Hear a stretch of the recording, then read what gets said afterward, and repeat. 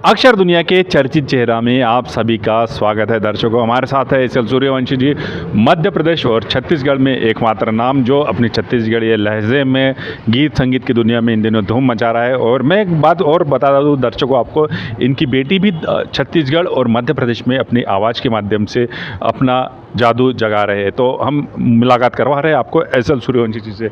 SL. Suryavanshi जी, आपका channel में बहुत बहुत स्वागत है। क्या कुछ कहना चाहेंगे, जो आप छत्तीसगढ़ी विधि में गाना गाते हैं, मध्य प्रदेश में भी अपना परचम लहरा रहे हैं, क्या कहना चाहेंगे इस बारे में?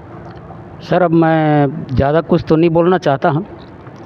अब यही है कि गीत संगीत के माध्यम से लोगों को जागरूक करना, भक्ति और व्यवहार, ये सब में चेंजेस करवाना हम गीत संगीत के माध्यम से ही करवाते हैं।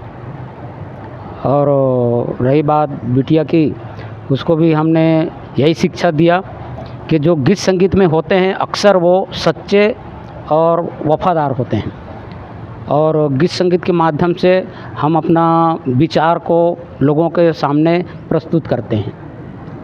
बात अगर संगीत की हो जाए तो संगीत की दुनिया में कब से आगमन हुआ है आपका? कैसे ये जो यात्रा थी संगीत की, कहाँ से शुरुआत हुई है?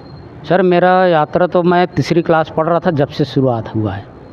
मेरे पिताजी, मेरे भाई वगैरह सब संगीत करते थे, उनको देख देख के मैं भी सीख गया था, और मेरे से देख देख के मेरी बिटिया भी सीख गई, और हम बचपन से ही मतलब संगीत से जुड़े हुए हैं। छत्तीसगढ़ी तो गाते ही है, लेकिन किस तरह के आपके जो संगीत है, किस तरह के क्या क्या आप गाते हैं, बजाते हैं, किस तरह के जो आपके जो प्रोग्राम होते हैं वो किस तरह के होते हैं? मेरा प्रोग्राम अक्सर करके शिक्षाप्रद और धार्मिक ही प्रोग्राम होता है। और यहाँ तो भोपाल में खैर छत्तीसगढ़ी का मौका बहुत कम मिलता है।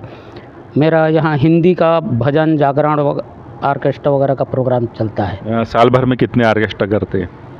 साल भर में तो अवैध नहीं बता सकते, बल्कि 25-30 आर्केस्ट्रा हो जाता है। और ये अखंड रामायण, सुंदरकांड, भजन, गज़ल का प्रोग्राम है, वो तो हफ्तों में 3-3 4-4 बार हो जाता है। आप कई सेवारत भी है, लेकिन एक तरफ सेवारत भी है और एक तरफ गीत संगीत की दुनिया में भी आप मशगूल रहते हैं, तो ये दोनों का सामंजस्य। और दूसरा एक फैमिली भी है आपके साथ जी। कैसे क्या मतलब आप तीनों का मतलब संगम जो है, कैसे क्या समय दे पाते हैं? मतलब सर, बहुत कठिन है कि ड्यूटी भी देखना, परिवार भी देखना और संगीत भी देखना। संगीत तो मेरे रोम रोम में है। वो ऐसा है कि मैं घर परिवार से ज़्यादा महत्व देता हूँ संगीत को, और समाज सेवा में हमेशा लगा ही रहता हूँ। अब एक हिसाब से समाज सेवा ही है संगीत का जो है। बस अब अभी तक कितने आपके जो एल्बम है कितने हुए हैं, और पहला एल्बम अगर बात की जाए तो क्या था? मतलब पहला एल्बम मैं 2004 में स्टार्ट किया था, जो बहुत मुश्किल से हो पाया था। उस समय अभी जैसा क्रेज़ नहीं था, स्टूडियो वगैरह का बहुत कमी था, लेकिन हमने बहुत मुश्किल से भोपाल में ही करवाए, उसके बाद में राजनांदगांव में करवाए, उसके बाद में कोरबा में करवाए। इस तरह से अब तो बढ़िया सुविधा हो गया है, उस समय सुविधा नहीं था। अब आपकी एक बिटिया भी है जो इन दिनों संगीत की दुनिया में अपना नाम कमा रही है, और सब जगह उसको तारीफ़ें मिलती है, सब जगह। उसकी शुरुआत कैसे क्या हुई? क्या आप खुद चाहते हो वो संगीत में आए, या मतलब आपने कभी सोचा होगा कि क्या, मतलब क्या कहना चाहिए? जी, वो तो खैर बचपन से ही मतलब वो भी संगीत में बहुत इंटरेस्ट रखती थी, लेकिन उसका इंटरेस्ट देख के मैं उसको संगीत में बढ़ावा दिया, और आज वो संगीत में बहुत बढ़िया प्रस्तुति देती है वो। और अभी तो खैर वो डॉक्टरी की कोर्स कर रही है, तो हमेशा वो मिल नहीं पाती, लेकिन जब भी फुर्सत से आती है तो वो हमेशा प्रोग्राम में जाती है। एक तरफ आपकी बिटिया डॉक्टरी की शिक्षा ग्रहण कर रही है, और एक तरफ संगीत की दुनिया में, तो ये उसका कैसा क्या मेंटेनेंस, मतलब दोनों जगह कैसे क्या समय दे पाती है? मतलब अब क्या करें सर, अब संगीत भी एक ऐसा चीज़ है, उसको छोड़ भी नहीं सकते। और जहाँ तक मैं समझता हूँ, जो संगीत में रहते हैं उनकी दिमाग और कैचिंग पावर बहुत ज़्यादा होती है।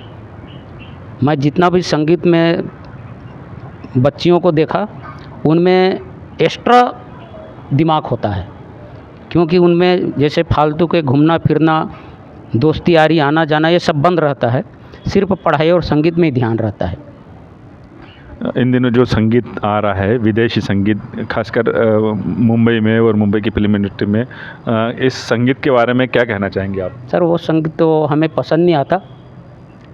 हम तो अपना राष्ट्रीय, जैसे अपने देश का जो संगीत है, हमको वही पसंद आता है।